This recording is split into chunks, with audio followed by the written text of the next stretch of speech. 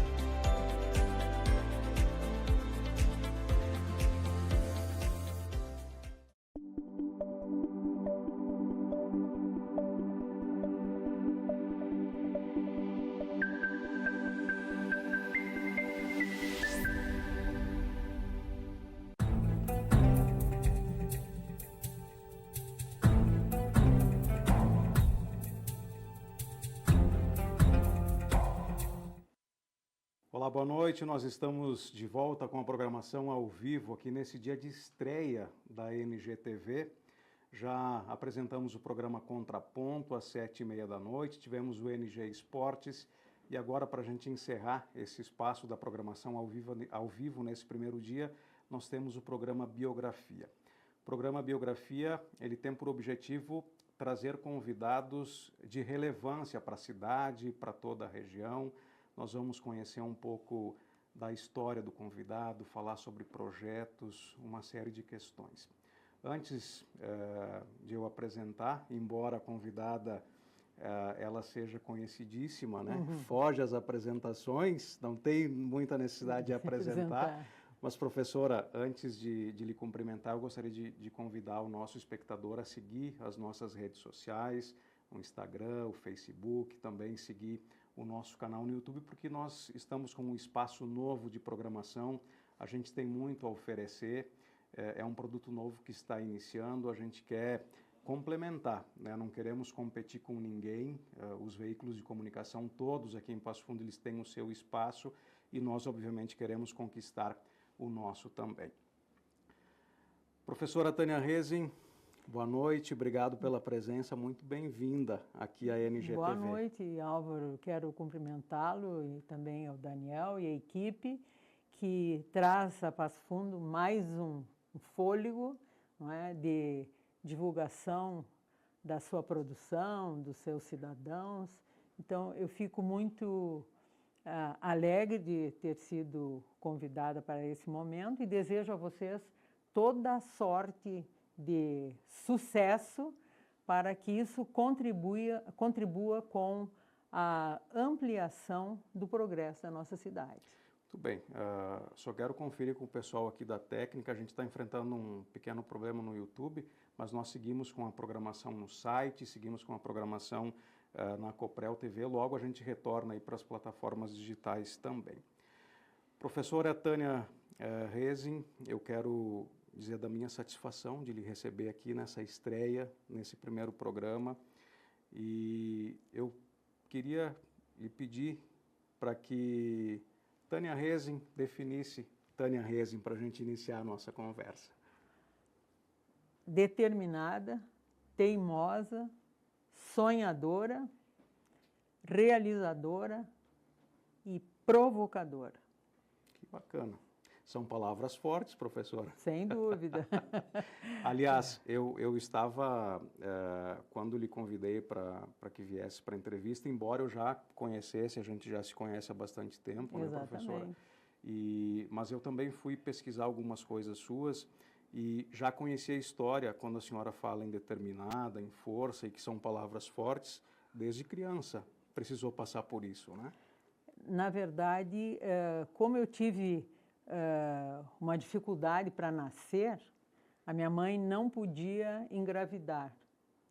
E ela engravidou e o médico disse, vamos interromper a gravidez. E a minha mãe e meu pai, que eram religiosos, mais a mãe do Augusto Traem, a dona Ziza Traem, eles se reuniram e disseram, não vamos interromper. E lá vim eu, né, há 75 anos atrás, como uma vida que seria proibida, seria cortada. E o meu pai sempre disse assim, você tem que fazer valer a sua vida, porque você teve o privilégio de viver. Então, isso sempre me acompanhou e daí terem saído tantos projetos, porque também eu tive um grande companheiro, o Acioli Rezing, meu marido, que sempre apoiou todas as loucuras, todas as realizações. Nós conversávamos antes de ingressar aqui no estúdio, né, professora? Infelizmente, o seu Acioli nos deixou no começo desse ano, mas a senhora até dizia assim, ó, precisava descansar. Né? Sem dúvida. Mas todas as coisas que a gente fez em conjunto. Porque quem não sonha, não vive. Quem não sonha, não vive. Então, sonhos impossíveis, eles são possíveis à medida em que você se empenha em realizá-lo. Não é? Então, nós tivemos algumas ações em Passo Fundo, por exemplo, o Capingui, o Clube Náutico Capingui, com time de vôlei, com time de vôlei masculino, feminino, basquete, com realizações lá náuticas, que hoje não são mais, que elas não acontecem mais. Aconteceu um desfile da evolução do maiô. As manequins vinham de barco, não é? E o povo se jogava na água, porque o último manequim seria vivo, seria do monokini. Só que esse último, a gente pôs um manequim mesmo. E foi um acontecimento no Capingui, imagine que eu tinha 15 anos. E essas coisas, né, que pareciam meio doidas, elas precisavam ser feitas. Né? E aí a gente entra num processo de contribuição direta com o progresso da cidade. Muito bem. Sua história foi feita aqui em Passo Fundo. Sim. Desde criança, adolescência. Obviamente, tens uma formação acadêmica, com formação... Na PUC, isso, em doutorado. Pós-doutorado, inclusive, né, professora? Pós-doutorado eu fiz na Espanha, mas aqui é o nosso chão. Passo Fundo é o nosso chão. A senhora tem uma grande responsabilidade, né? Devido ao seu nome, que Passo Fundo tem um título que vai acompanhar para o resto da história da capital nacional da literatura. E aí o seu nome muito ligado também às jornadas literárias, professora. Como é que começou todo esse processo, para o nosso espectador também entender um pouco da motivação que lhe levou também a executar esse grandioso... Eu sei que a senhora não gosta que a gente chame de evento, porque era uma movimentação literária. Tinha que cuidar para não tomar xingão ao vivo nas entrevistas. Na verdade, o curso de letras, ele era muito pacato. A universidade ia no seu crescimento normal e a gente queria fazer algo diferente. E num encontro com o Josué Guimarães, na casa do seu Caio Machado, ele perguntou como é que estava a universidade. Eu disse, olha, a universidade vai correndo o seu curso, e ele perguntou, mas e letras? Eu disse, letras é mesmice, é sempre a mesma coisa, não conseguimos trazer escritores. Eu disse, o que vocês gostariam de fazer? Nós gostaríamos de trazer aqui, né, ao vivo e a cores, os escritores gaúchos, como Mário Quintana, o Moacir Scliar, não é? O Armindo Trevisan, o próprio Josué Guimarães, eram 9 escritores, mas com um diferencial: ler antes a obra. Porque você traz um escritor e você não conhece a obra. Aí vai fazer perguntas sobre o quê? A mesma coisa, você vai ver um show, não é? De um cantor e você não conhece a produção artística dele.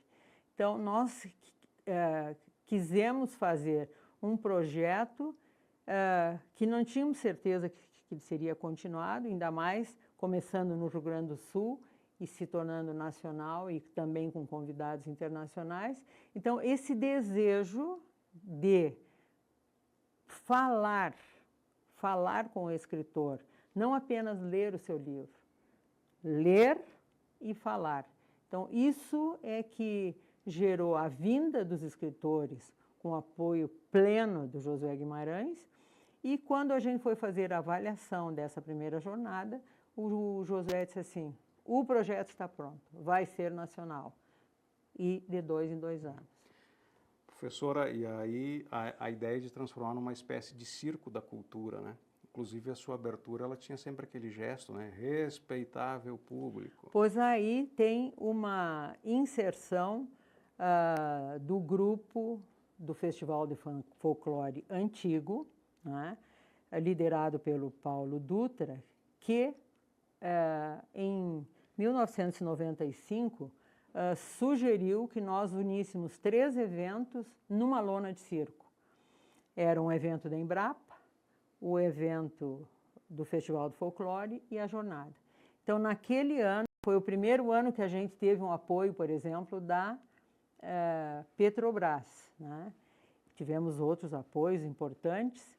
E então, a lona, ela se transformou não no circo, mas num templo da cultura.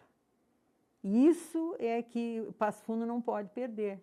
A cultura, ela tem que ser guardada, praticada, cultivada para sempre, para sempre. E o que foi a nossa contribuição? Formar leitores. Então, durante 36 anos, nós perseguimos esse caminho, formar leitores de livros impressos.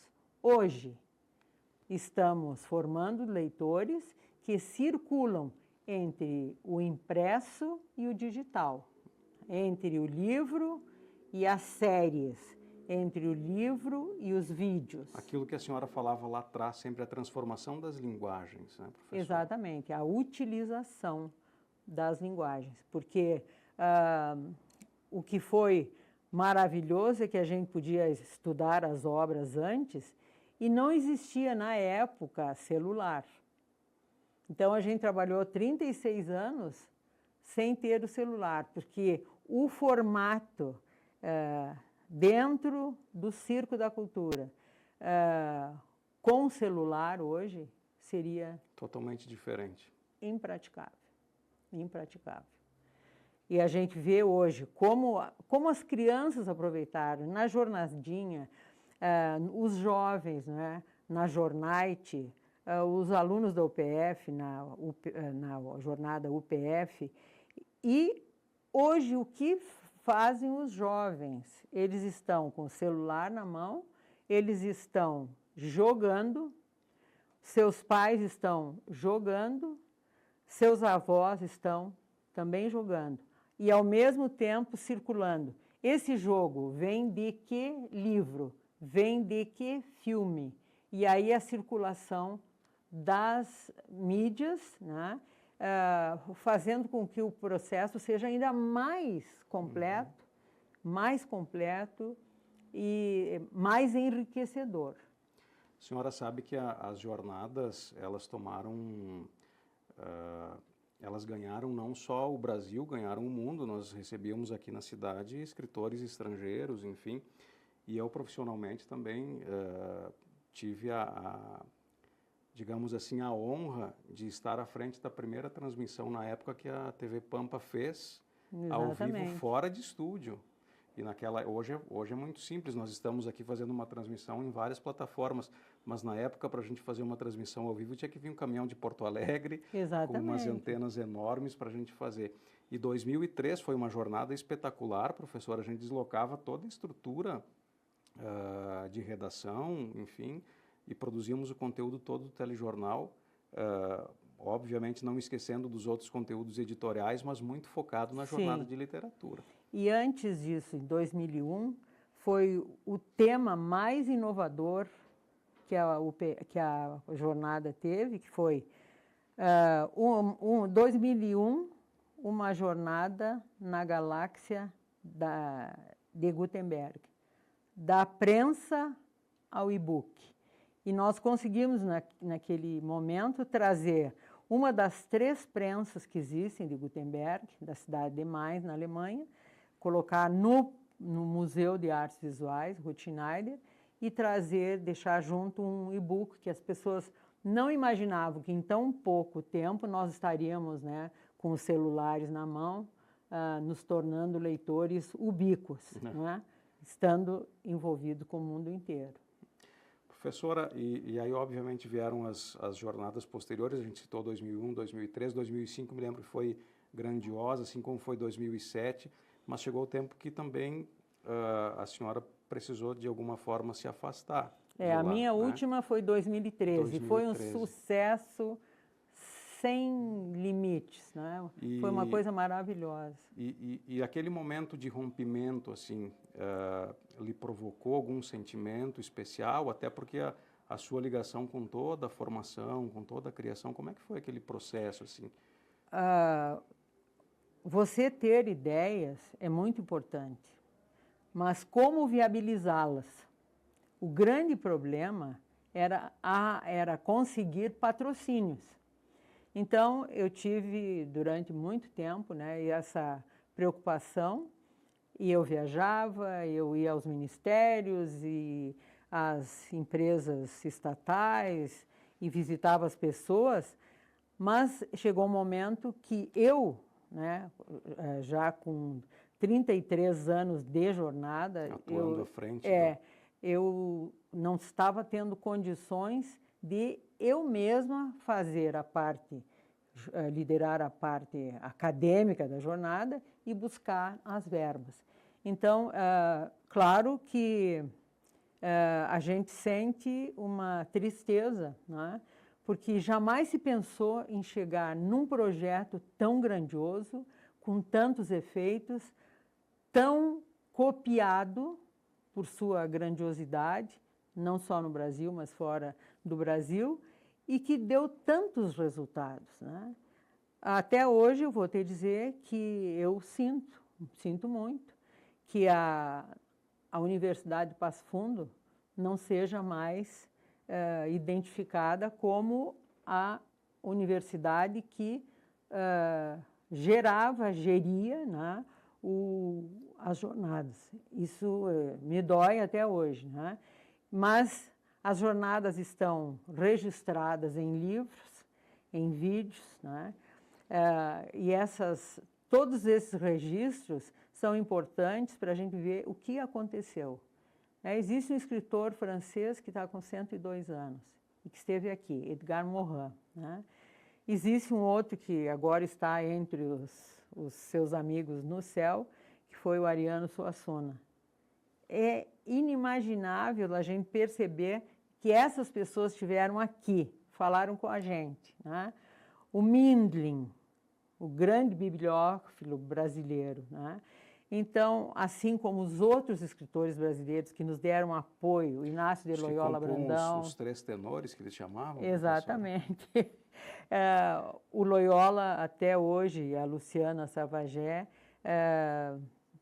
eles têm o próprio Caruso, né, que fazia, enquanto os debates no palco, ele fazia as caricaturas. Ele fazia os desenhos. Faleceu esse ano. Mas, assim, as pessoas assumiram. Era um projeto coletivo, da força coletiva, né? E que vinha não só da organização, mas das escolas que participavam, não só do Estado, mas de outros lugares. E isso foi muito maravilhoso. Evidentemente que eu sinto muito. A senhora acredita que é possível uma retomada? Não. Não. Da mesma forma que eu não acredito mais na abertura de bibliotecas. Porque hoje os jovens não estão interessados em livros. Um outro tipo de... Eles estão interessados no filme, que gera um mangá, que gera outro, que gera uma série. Esses são os interesses. Então, não adianta você querer fazer um projeto que envolva um nome grandioso como a Ana Maria Machado ou como Pedro Bandeira para os jovens, porque isso não quer dizer mais nada. Mais nada. Tem que se investir em espaços multilinguagens. Que é um trabalho que a senhora executa hoje.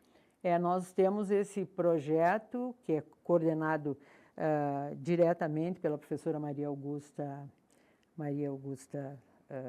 D'Arienzo, e que foi um pedido do prefeito Luciano Azevedo que nós transformássemos aquele prédio que tem o formato de prisma lá na Gare numa biblioteca. E aí eu disse para ele, negativo. Primeira condição, eu vou trabalhar junto com a Guta e eu não vou ganhar nenhum tostão por isso. É um trabalho voluntário. Segundo, não será em hipótese alguma uma biblioteca. Temos, então, um espaço de jogos eletrônicos, tabuleiros, e aí toda a circulação de terceira dimensão, em todos os recantos que constituem o prisma, e isso é continuidade. Então, de 1981 até agora, o processo de formação de leitores continua. Só que agora atendendo aos interesses dos jovens de agora, e não só dos jovens, da criança, do jovem, do pai e da mãe, só da mãe, só da avó, e todo mundo, então, se envolvendo nessa multiplicidade de linguagens. Nesse aspecto, professora, dentro até das suas especialidades, né, da sua formação como mestre, como doutora, pós-doutora, trabalha muito essa questão ligada com a literatura. É uma nova forma de aprendizado, como a senhora vinha falando, e a gente que é habituado lá com aquela questão um pouco do passado ali, mais recente, inclusive da leitura de livros, nós temos que nos habituar também com essa situação nova dos jovens que hoje estão chegando, porque eles têm, de fato, uma percepção, uma forma diferente de encarar. Se você hoje for a uma revisteira, você olha e o que estão? Mangás, do 1 ao 108, 103. Então, esses livros mudaram. E eles não são lidos da esquerda para a direita, são lidos da direita para a esquerda, como é a cultura japonesa, não é? Então, tudo isso mudou. E as pessoas não vão dizer, não, mas antigamente era melhor. Não, antigamente não era melhor. O tempo presente é o tempo que estamos vivendo. E esse tempo exige muito mais. Exige que você conheça o filme, que você conheça os impressos, que você conheça as séries, que você discuta sobre isso. E o que é impressionante lá no Prisma, são 15 jovens, são os conselheiros, são os que trabalham com o público, o usuário, a professora Guta orientando e fazendo a sua tese de doutoramento sobre esse espaço. E esses 15 jovens, eles sabem muito, e muito, e muito. Você fica pasmo de ver como eles adquiriram tanto conhecimento. Né? Então, nós temos que entrar nessa vibe. É outra vibe. Né? O meu cabelo branco é de um tempo atrás, mas eu estou nessa vibe agora, com esse grupo maravilhoso que foi inclusive premiado, né, num congresso que é organizado pela cidade de Bento Gonçalves, por ser uma inovação. Mas ele não é uma inovação no Rio Grande do Sul, ele é uma grande inovação no país. E a Tânia Reis, enquanto educadora, enquanto professora, vai se adequando a essas vibes que vão surgindo. Com certeza. Eu tenho netos e eu preciso conversar com meus netos. Como que eu vou conversar com meus netos se eu não vou entender a linguagem deles, os jogos que eles estão dominando?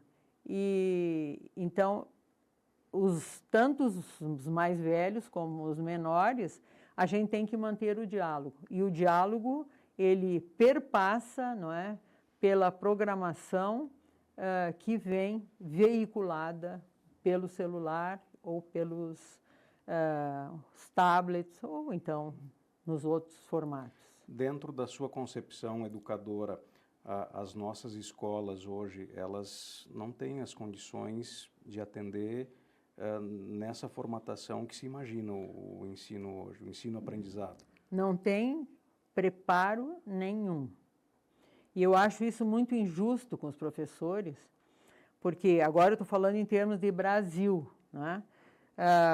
O Ministério da Educação deveria ter um projeto, né? Um projeto de nação que emerge de uma educação diferenciada, onde não se esquece de que tem que ler, escrever, saber a tabuada, isso também pressupõe dominar esses equipamentos. E eu gostaria muito, né, de que as autoridades tivessem essa preocupação. Os professores precisam de todo o nosso apoio. Não adianta só encher as escolas de computadores. Não, não. Precisa ter a formação para poder criar os produtos. Tem que poder ser autor, não é, desses produtos que estão sendo feitos tanto no celular como nos outros equipamentos, nessa formação do leitor ubíquo, o leitor que domina o mundo a partir do celular. Muito bem.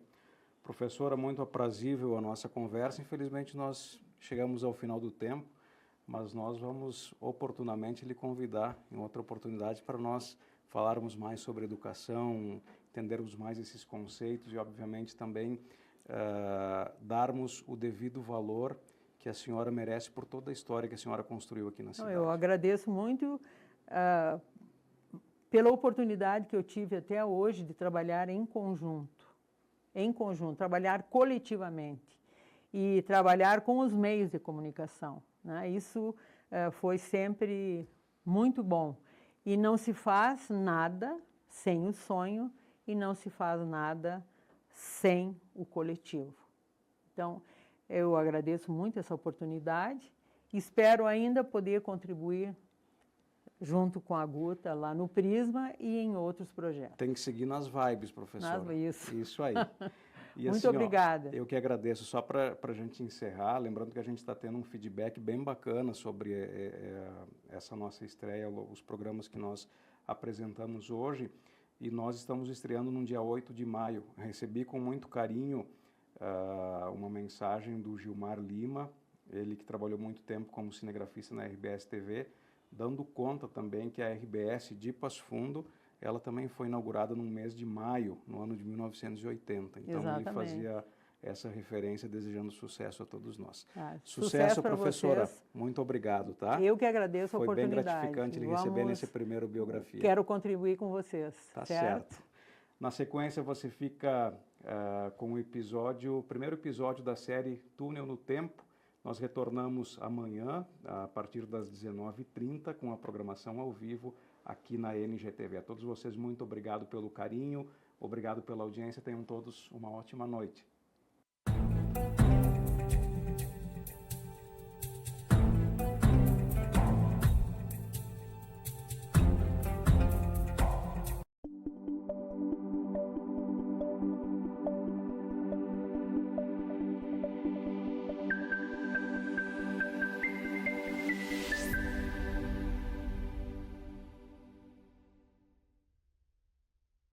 Conexão. É ligar, inspirar, criar. É a possibilidade de sonhar grande e alcançar o que parecia ser impossível.